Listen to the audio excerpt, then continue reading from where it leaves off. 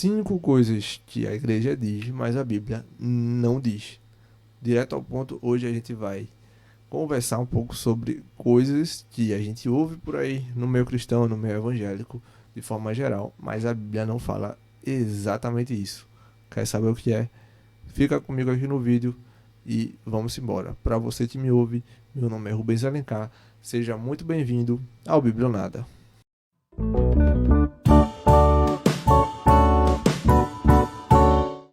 Então, pessoal, a gente ouve muita coisa por aí, né? Tem muita gente falando muita coisa, muita igreja, muita cultura, enfim.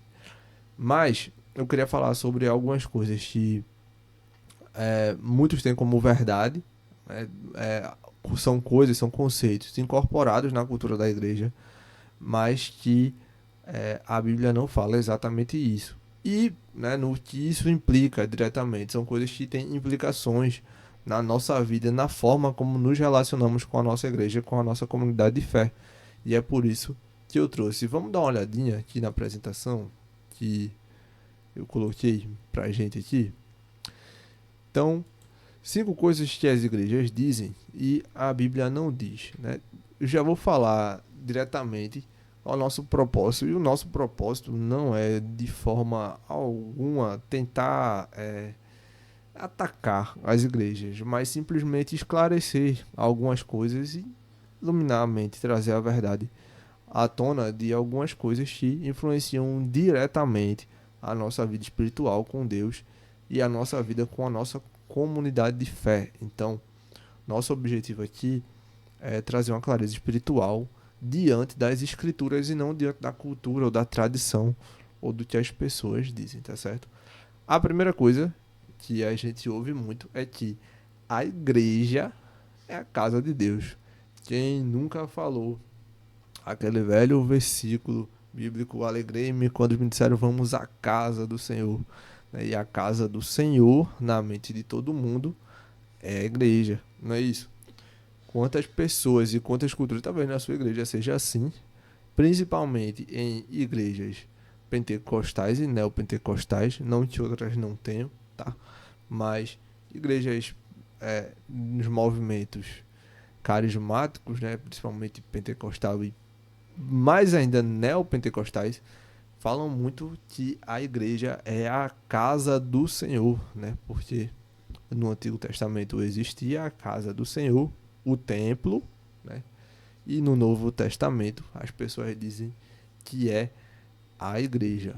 Bom, isso aqui é um caso básico de teologia bíblica, tá? É um caso básico de teologia bíblica.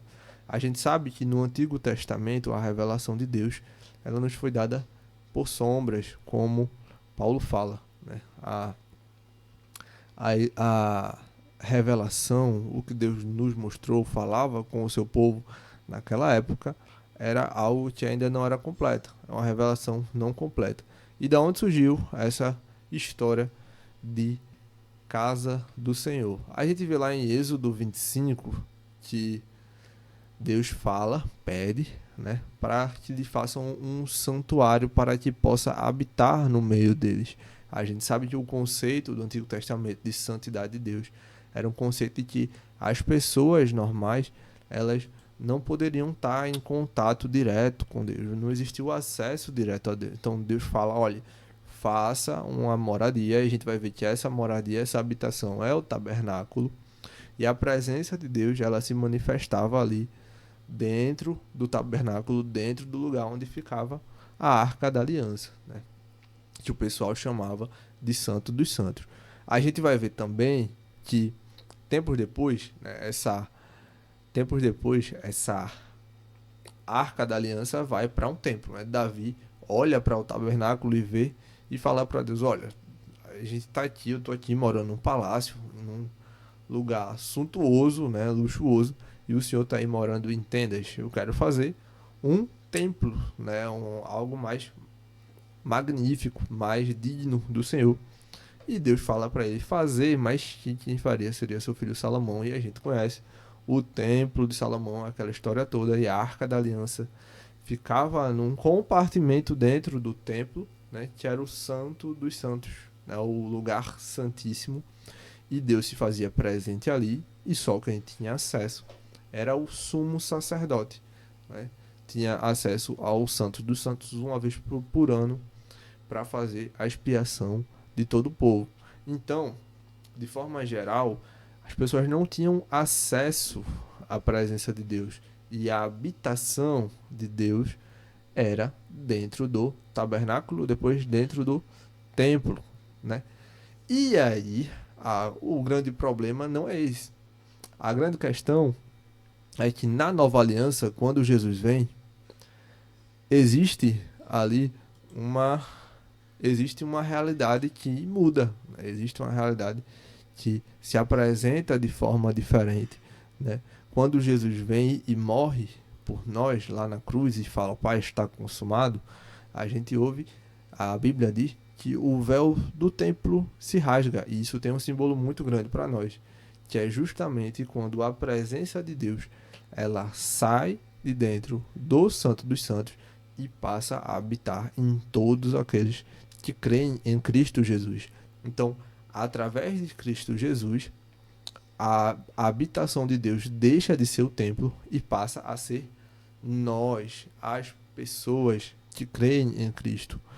E isso vai ficar bastante claro, por exemplo, no texto de Coríntios, 1 Coríntios 3,16, como está aí, ó, não sabeis que sois o templo, que vós sois o templo e que o Espírito de Deus habita em vós. Então veja como esse texto é bastante claro. Ele diz que o Espírito de Deus habita em nós. Então, só para deixar muito claro, a casa de Deus, a habitação de Deus na nova aliança, não é o prédio da igreja. Não é a estrutura da igreja. A igreja não é nem um templo, né? O certo, a igreja, na verdade, é um prédio, né? Um salão, enfim, sei lá, qualquer coisa que seja ali a sua igreja, um salão, um galpão, um prédio, uma casa, mas não é um templo e nem a casa de Deus. Deus não habita em prédios, em templos feitos por mão de homens. É isso que a gente vê na Bíblia. Então, a primeira mentira, digamos assim, que te contaram é que a igreja, ou seja, a sua instituição religiosa, o prédio da sua instituição, é a casa do Senhor. Não, não é a casa do Senhor. Nós somos a casa do Senhor. É lógico que a gente não vai ser chato, né? De falar, ó, vou pra casa do Senhor, vou pra casa de Deus. A gente não vai ser chato com isso e ficar falando assim, olha, não, não é a casa do Senhor. Não. Sem chatice também, sem ser o cara chato. Mas acho que o principal é que esse conceito de casa, ele sacraliza um pouco os prédios e as instituições, entendeu? Então, tem muita gente, o que é que isso implica na sua vida de forma geral? Preste atenção. Muitas pessoas sacralizam o prédio, né? Sacralizam a estrutura da igreja de forma geral. Então é como se falando, eu vou buscar a Deus na igreja, eu vou buscar a presença de Deus na minha igreja, quando na verdade a presença de Deus ela já está acessível a nós, né? Ela já está em nós que reconhecemos a Cristo. Então isso tem uma implicação direta na nossa vida, porque em vez da gente pensar que a presença de Deus está lá, a gente tem que lembrar que a presença de Deus está em nós. E isso traz um relacionamento muito mais íntimo e muito mais próximo com Deus. Mas vamos lá. Sabe qual é a segunda coisa? Pô, vamos para a segunda coisa que as pessoas dizem é o pastor é um sacerdote. Pastor é um sacerdote. Então muita gente fala isso como se o pastor fosse um intercessor entre Deus e os homens. A gente vê muito isso. E isso na cultura cristã é muito comum, principalmente na igreja católica e também nas igrejas neopentecostais e pentecostais. Na verdade, igrejas episcopais de forma geral. Igrejas episcopais são as igrejas que têm um governo único, né? Que o pastor é como se fosse ali o episcopo, o bispo, realmente um sacerdote. Nas igrejas que têm esse governo, existe muito essa ideia de que o pastor é um anjo do Senhor, né? É ungido, a gente vai falar já já desse ungido. É ungido do Senhor, é o anjo do Senhor, né? É o intercessor. E a gente vai ver, mais uma vez, que na Bíblia não funciona muito bem assim, né? No Antigo Testamento, a gente vê que os sacerdotes da linha de Arão, né, os descendentes de Arão, eles intercediam e ofereciam holocausto pelo povo. O povo não tinha acesso direto a Deus, era através do sacerdote, era através do sacerdócio. Mas no Novo Testamento, Cristo ele é o sumo sacerdote definitivo. Ou seja, o sacerdócio do Antigo Testamento, ele se cumpre no Novo Testamento. Não existem mais sacerdotes, não existem mais intercessores entre nós e Deus. O acesso a Deus, ele é direto. A gente não precisa passar pelo pastor para ter acesso a Deus. E nem Deus, ele manda algo para o pastor para vir a nós, ou para o padre, ou para o bispo, enfim. Você já entendeu. Mas Deus ele se comunica com a sua igreja de forma geral. É assim, por exemplo, que os dons eles são distribuídos. A Bíblia fala que os dons espirituais eles são distribuídos conforme o Espírito quer. Então, tem dons que alguma pessoa, um membro comum vai ter e que o pastor, o bispo da igreja não vai ter. Isso é normal. Então, tira, né, um pouco essa ideia de que existe um sacerdote, existe alguém superior, alguém que intercede a gente, entre nós e Deus. E isso, na nova aliança, não existe, tá? Deixando muito claro, não existe. 1 Timóteo 2:5 vai falar que só existe um mediador, né, entre Deus e os homens. E esse é Cristo Jesus, não é pastor, padre, sacerdote, nem nada do tipo. A terceira coisa que o pessoal fala, e tem relação direta com essa questão de sacerdote, é aquela velha frase, não toque no ungido do Senhor, né? Como se essa é muito comum em igrejas abusivas e, novamente, bastante comum em igrejas episcopais, que tem um governo único. As pessoas têm aquele líder como ungido do Senhor e o que é que acontece? Qualquer coisa errada que ele faça ou que as pessoas façam, entendam como errado, não pode criticar, porque as pessoas estão dizendo, os outros vão dizer, que se você criticar, você vai estar tocando no ungido do Senhor e que não pode tocar no ungido do Senhor.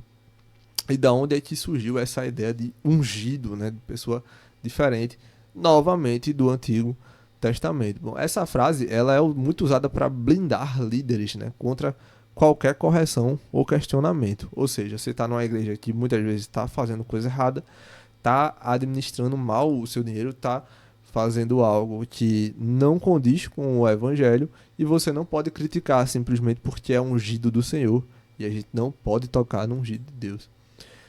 Essa frase, né, esse termo, exatamente, ele surgiu lá no livro de Samuel, né, quando Davi, Deus ele ungia os reis e ungia os profetas de forma geral, e essa questão de unção é muito típico, né, do Antigo Testamento, mas esse termo específico surge lá em 1 Samuel capítulo 24, quando Saul começa a disputar com Davi, né, o reino. A inveja de Saul acaba fazendo com que eles se disputem, com que eles guerreiem. Saul vai chamar ali 3.000 homens e vai pelejar contra Davi.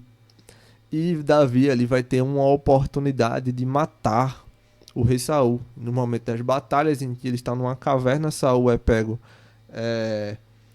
relaxando e Davi tem a oportunidade de matar Saul. E Davi fala que de jeito nenhum iria matar Saul porque ele era ungido do Senhor, né? E nesse contexto fica muito claro que não está falando que Saul era alguém que fosse intocável, ou que fosse santo, ou que fosse especial. Muito pelo contrário, né? Saul foi um rei bastante controverso e que Deus depois tira o reinado dele.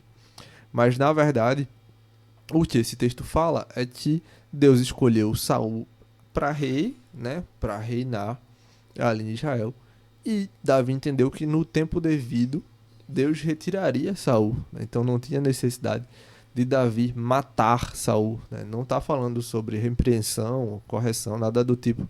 Até porque o próprio Samuel, em vários momentos, ele acaba ali corrigindo, né, Saul, e nisso não tem problema nenhum. Todos nós, diante da autoridade de Deus, temos capacidade ali de corrigir um líder, de corrigir alguém que da nossa igreja que é superior, e eu não gosto desse termo e também não acho que funciona assim na Bíblia, mas alguém que tem ali a liderança da igreja, tá certo?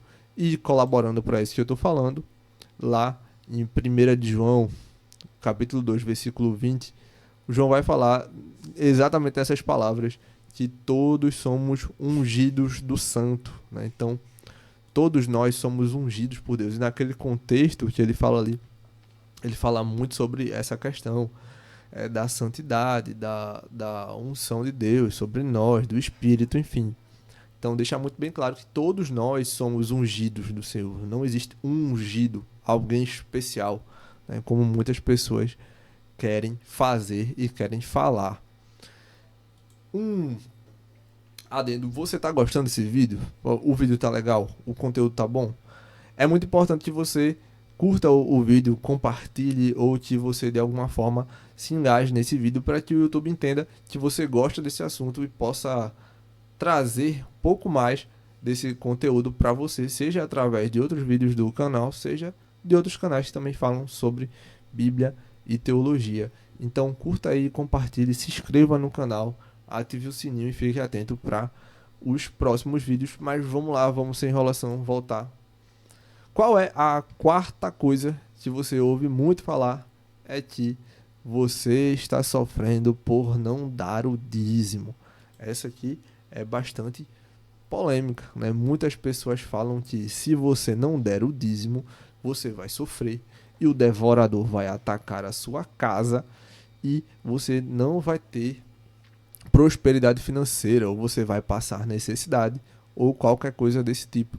E mais uma vez, pegando o Antigo Testamento, colocando fora de contexto, para dizer algo que a Bíblia não diz, né? Lá em Malaquias 3:8, né, um texto muito, muito usado para falar sobre dízimo às pessoas, de que e o profeta Malaquias fala que as pessoas estão roubando a Deus com seus dízimos e ofertas.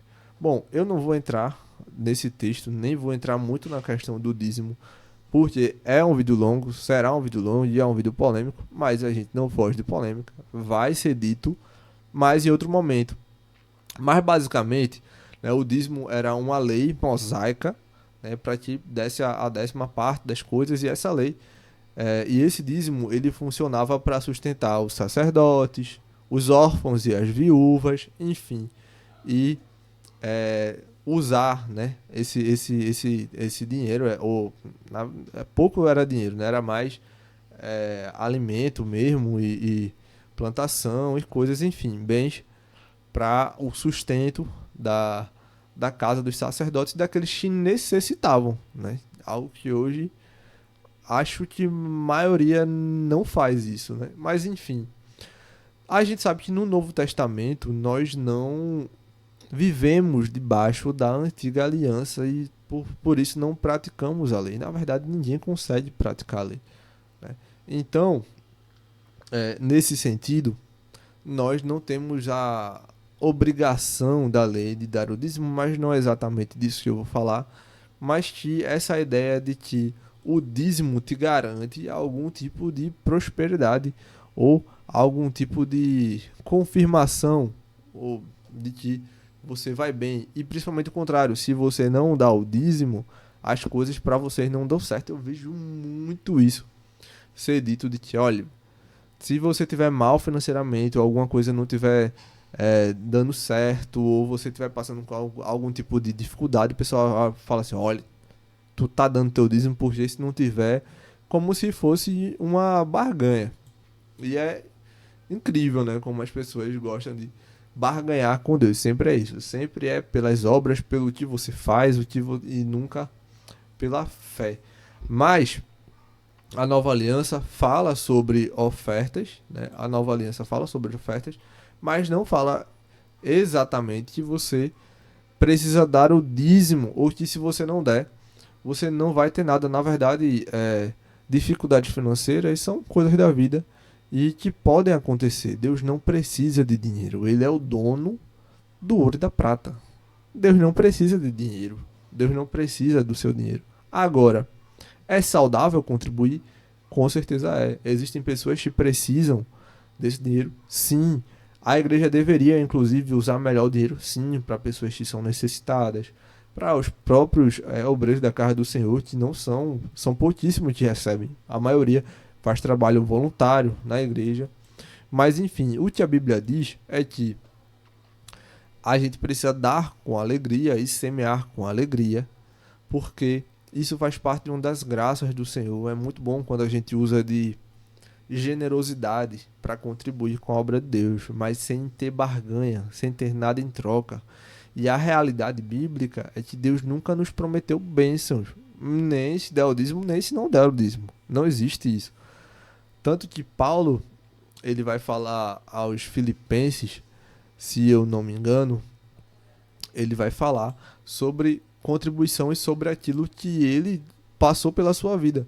E ele fala em Filipenses capítulo 4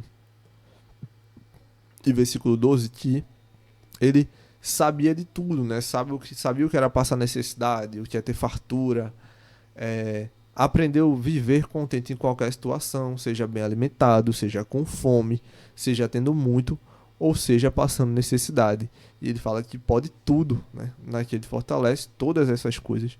Ele poderia, no Deus que fortalecia. Ou seja, você acha que Paulo ele não contribuía?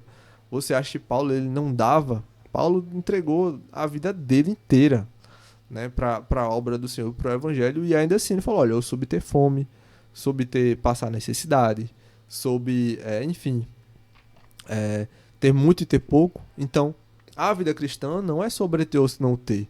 A gente não faz as coisas para ter, a gente não faz algo. Tem uma coisa que eu ouço muito na igreja, que é tudo que você faz terá uma recompensa, né? Será recompensado. E aí muitas vezes o ministério usa disso para fazer você ir trabalhar algum tipo de coisa, ou se doar para alguma coisa e falar, olha, você terá recompensa, por isso você terá recompensa. Mas a nossa recompensa já é fazer. Quem faz as coisas por amor já está sendo recompensado pelo prazer, pela gratidão de fazer as coisas para Deus. Quem doa com alegria, quem oferta e quem ajuda os outros, usa de generosidade. A generosidade é isso. A bênção da generosidade é você já receber no momento que você está dando. Porque a Bíblia diz isso, que é melhor dar do que receber. Quando você dá com generosidade, coração aberto, você tem muito mais retorno no seu coração, na sua alma, na sua alegria de ter feito aquilo. Ficou bem entendido? Espero que você esteja gostando desse vídeo. E se você quer saber um pouco mais e quer ter mais conhecimento, eu sempre digo aqui, conhecimento é tudo. Então você precisa buscar conhecimento. Se você está querendo estudar, eu recomendo muito a Uninter. Deixa eu ver se eu tenho aqui o site da Uninter rapidinho, só para você ver aqui. Você pode entrar aqui na Uninter. Eu já fiz graduações na Uninter. Tem graduação, pós-graduação, até mestrado tem aqui, doutorado, tá? É um site muito bom. A Uninter é uma universidade altamente recomendada e é uma universidade muito premiada. Então você pode entrar lá. Eu vou deixar o link aqui da Uninter. Tem vários tipos de curso. Você pode fazer, inclusive tem teologia. Apesar que eu não recomendo tanto. Tem outros cursos de teologias melhores, vou ser sincero. Mas para cursos normal, de forma geral, pós-graduações e tudo mais, é muito bom. Vou deixar o link aqui. Mas vamos voltar para a quinta e última coisa que a gente ouve por aí e que não está na Bíblia, que é: as suas palavras têm poder. Essa aqui é para fechar com chave de ouro. Quantas vezes eu já ouvi isso? Tem alguém muito próximo a mim, inclusive, que falava isso bastante. Hoje em dia está mudando um pouco seu conceito, dizendo que as suas palavras têm poder. Recentemente eu vi um vídeo, acho que foi do Tel Hayashi, né, que ele fala isso: as suas palavras têm poder, porque lá em Provérbios diz que as palavras têm poder e tal. E isso meio que virou uma coisa para um mantra, algo místico em que você fala alguma coisa e aquilo que você fala se cria, né? Aparece no ambiente espiritual, cria uma realidade espiritual. Quem falava muito isso era o Kenneth Reagan, né? O Kenneth Reagan e o Benny Hinn falava muito sobre isso, de que você fala algo e cria uma coisa espiritual. Mas o que a Bíblia diz, na verdade, é que o único que tem poder para criar as coisas através da palavra é o próprio Deus. Lá em Gênesis a gente vai ver que ele cria, e a palavra ali é bará, né? Criar do nada as coisas, ele traz a existência. O Salmo vai dizer que ele traz à existência as coisas que não existem, né? Ele falou e de pronto tudo se fez. As palavras que têm poder de criar algo são as palavras de Deus. Agora, o que quer dizer quando Provérbios vai falar que as palavras têm poder? Se a gente olhar o contexto, vai ficar muito claro que ele está dizendo que a influência ou as consequências de você dizer algo errado na hora errada, elas são muito fortes. Da mesma forma, o contrário, você dizer a coisa certa no momento certo, também isso ali e aquilo acaba trazendo uma influência e pode trazer para nós uma bênção. Então, por isso que, por exemplo, você mentir ou você fazer algo ruim através da boca, através da língua, e Tiago, no capítulo 3, vai usar muito isso, né, do poder da língua. Veja como ele fala da língua e ele fala que como uma pequena coisa pode causar um grande incêndio. Ele está falando sobre isso, sobre a língua, sobre você mentir, sobre você falar algo inapropriado, como aquilo ali pode virar uma bola de neve. E a gente sabe na nossa vida que funciona exatamente assim, né? Quantas vezes a gente não faz por causa de uma mentira, por causa de algo que a gente falou, aquilo ali não vira uma briga, uma confusão. Muitas vezes as pessoas morrem por causa disso, porque fala algo errado, porque fala algo que vem na cabeça, porque, enfim. Então, quando a Bíblia fala que a língua tem poder, as palavras têm poder, está falando sobre essa capacidade da gente de, quando falar algo oportuno ou inoportuno, como aquilo ali pode influenciar e pode trazer consequências como qualquer outra coisa. Não quer dizer que quando você fala algo, se cria, né? Você tem um poder de criação espiritual através das suas palavras. Isso não existe, é totalmente misticismo cristão, assim, beira até o absurdo você pensar que isso é algo cristão, algo que a palavra fala. O único que tem poder de criar as coisas pela palavra é Deus, né? É o Espírito Santo. Então, para concluir, para que a gente possa trazer uma conclusão prática para a nossa vida, use bem as palavras, não trate, né, nada como mágica, como algo que místico, que você vai criar, ou que vai acontecer, ou como simplesmente uma, uma palavra mágica, né, ou algo mágico, místico que você fala e se cria.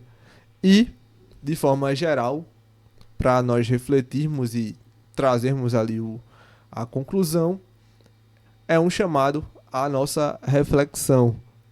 Eu sei que tudo isso que a gente ouve, né, tá na nossa cultura, a gente muitas vezes, quando é contrariado ou quando vê coisas diferentes, causa muitas vezes um estranhamento em nós e traz assim, como se um choque, de fato, um impacto. Eu sofri muito isso porque eu cresci numa cultura assim, que falava muitas coisas, e muitas dessas coisas que eu tô falando agora, eu acreditava, né, que existia uma unção diferente sobre algumas pessoas, de que a igreja, o prédio da igreja, né, o templo, entre aspas, da igreja, tinha uma mística diferente, né, tinha um poder diferente, enfim.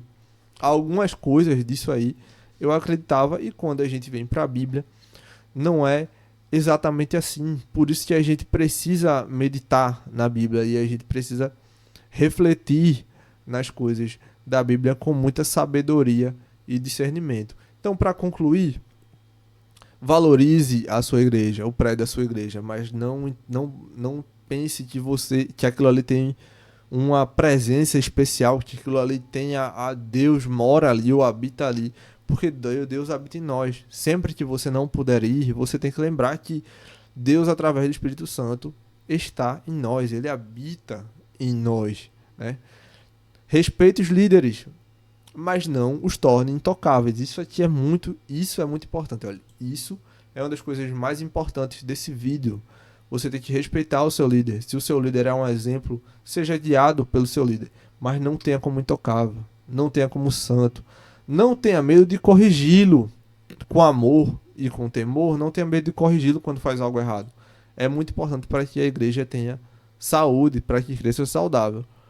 Dê, né, com alegria, compartilhe as suas coisas com alegria, oferte com alegria, mas nunca por superstição e muito menos por barganha.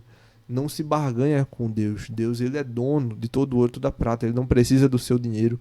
E muito menos você fazendo, você dando algo, você terá algo em troca. Porque se você dá algo para ter algo em troca, se você está dando dinheiro para ter dinheiro, não é Deus que você está adorando. Você está adorando a Mamon. E para finalizar, use as palavras para abençoar. Não evite falar palavras torpes ou falar coisas negativas para as pessoas que podem machucar as pessoas, mas nunca pensando de que a sua palavra cria uma realidade espiritual, que se você falar algo ruim, aquilo ali vai acontecer, ou algo bom, aquilo vai acontecer porque você está falando. Isso não existe. Use bem as palavras sabiamente para que você colha as consequências de falar sabiamente. Você gostou do vídeo? Deixe a sua sugestão aí. O que é que você ouve na igreja mais que eu não coloquei aqui, mas que a Bíblia fala ao contrário? Coloca aqui nos comentários, tá?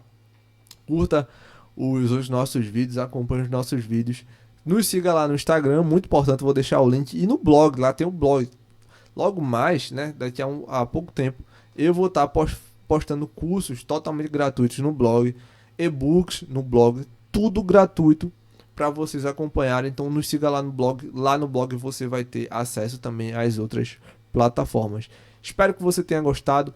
Deus abençoe vocês e até o próximo vídeo.